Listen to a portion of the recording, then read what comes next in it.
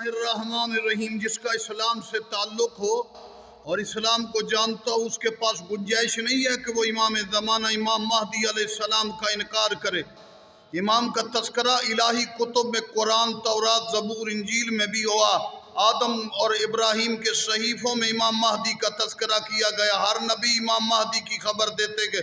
میرے مصطفیٰ نے تو بہت عظیم احادیث بیان کی۔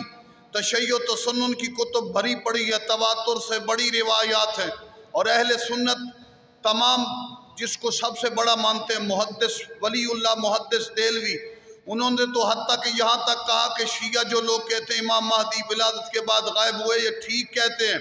تو امام زمانہ کے حوالے سے امریکہ میں بیٹھ کر ایک شخص نے نفی کی، تو یہ اس کی اپنی بدبختی اور بدقسمتی ہے کہ دنیا کی واضح ترین چیز امام زمانہ سمجھ نہیں آتی، تو پھر اسلام میں تم کیا رکھتے ہو؟